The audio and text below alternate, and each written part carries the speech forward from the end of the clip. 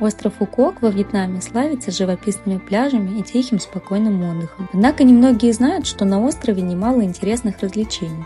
Подробный разбор главных достопримечательностей я оставила в другом видео «Подсказка сверху». А в этом видео я расскажу про парк развлечений и сафари-парк Винперл, как он устроен, где находится, что там посмотреть и сколько стоят билеты. Винперл Ленд расположен на севере острова Фукуок и представляет собой обширный развлекательный комплекс площадью 170 тысяч квадратных метров. Это самый крупный и современный парк в Южном Вьетнаме, превративший Фукуок в туристический центр с разнообразными развлечениями. Он привлекает также любителей семейного отдыха со всего мира. А еще Винперл Ленд регулярно становится местом значимых событий, таких как Мисс Вьетнам 2014 и шоу «Любовные песни» в 2016 году, и используется для съемок фильмов и проведения национальных мероприятий. На официальном сайте можно легко запутаться, так как компания позиционирует себя как единый парк под одним названием. Но фактически это две отдельно расположенные развлекательные зоны – сафари-парк и парк развлечений.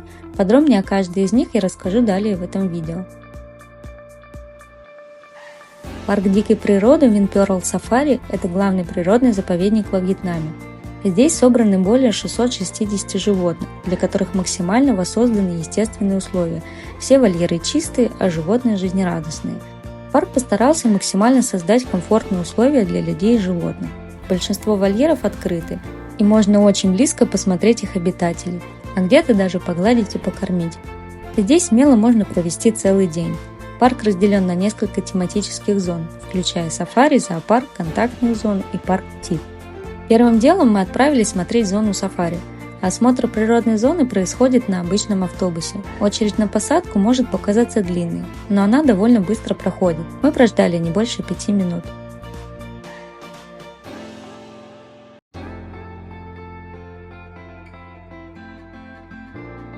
Вся экскурсия заняла около 20 минут. Во время поездки мы увидели тигров, львов, носорогов, зебр, жирафов и других животных.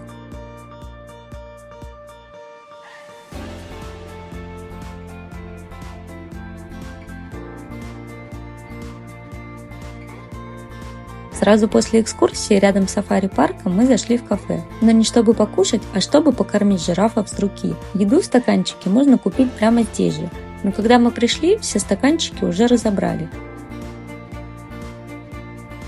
Работники кафе разрешили нам угостить жирафов привезенной морковкой. Эмоции через край, очень классный опыт.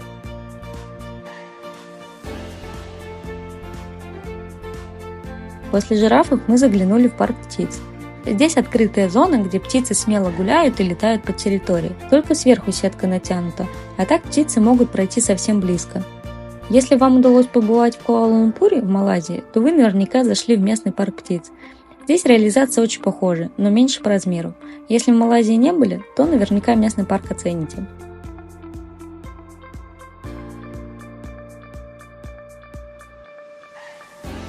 Затем мы успели как раз на начало шоу. Открытое представление без дополнительных оплат длилось полчаса.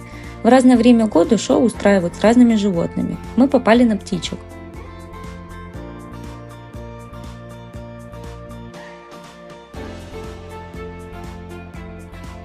Территория зоопарка тоже оказалась не маленькой. Здесь можно посмотреть самых разных животных.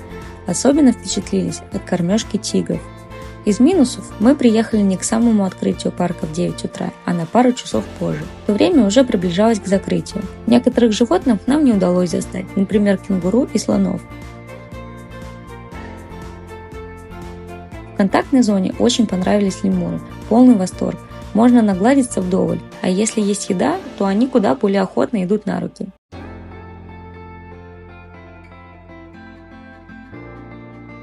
В целом, после парка остается масса приятных эмоций. Радует не только разнообразие животных, но и их ухоженный вид.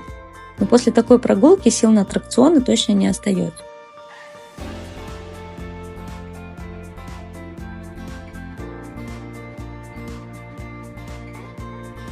Парк развлечений Винвандрес на Фукуоке – еще одна классная идея для отдыха.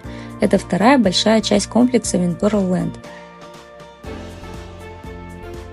Территория парка развлечений тоже разделена на несколько тематических зон. Парк включает аквапарк, аттракционы, тематические зоны со сказочными персонажами и океанариум. В аквапарке много горок. Есть отдельно детская зона, искусственный пляж, река, по которой можно просто поплавать на круге, и взрослые горки. Съезжать можно вдвоем, на некоторых горках даже вчетвером. Есть ограничения по весу на максимальное и минимальное значение. На удивление, на горках совсем не было очередей, мы спокойно проходили, не задерживаясь. После пары часов адреналина мы отправились гулять дальше. Аттракционов тоже оказалось немало, на любой вкус. Но после аквапарка было уже слишком много эмоций. На обычных аттракционах мы почти не катались. Вначале стоит подумать, куда больше хочется, потому что есть большая вероятность, что на все горки не хватит. Если устали от адреналина, то можно расслабиться на колесе обозрения и прогуляться в океанариуме. Особо залипательными показались пингвины. Здесь есть даже специальные окошки, через которые можно посмотреть пингвинчиков очень близко.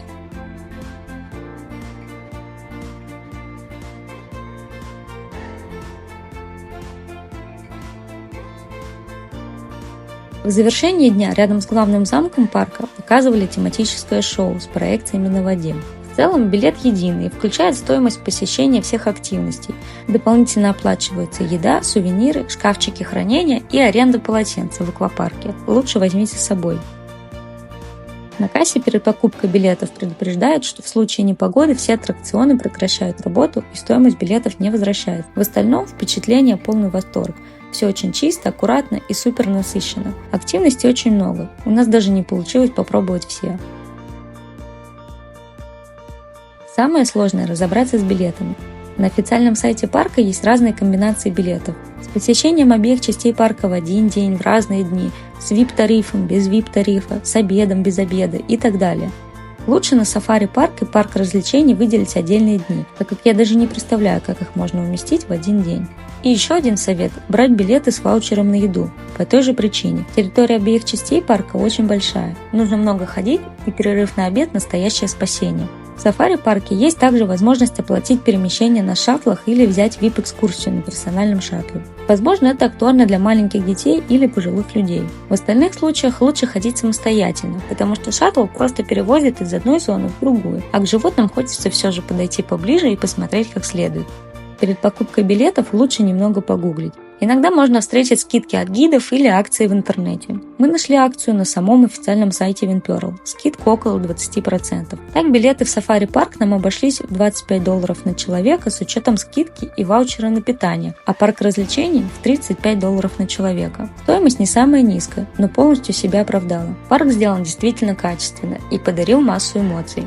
Добраться сюда можно на бесплатном автобусе из центра острова. Поэтому на север приехали самостоятельно на мопеде. Дорога пустая и спокойная, заняла у нас примерно 1,5 часа в одну сторону. Про устройство всего острова Фукуок подробно рассказала в другом видео. Подсказку тоже оставляю сверху. А если вам показалось это видео полезным, ставьте лайк и подписывайтесь на канал. Буду больше рассказывать про страны Юго-Восточной Азии.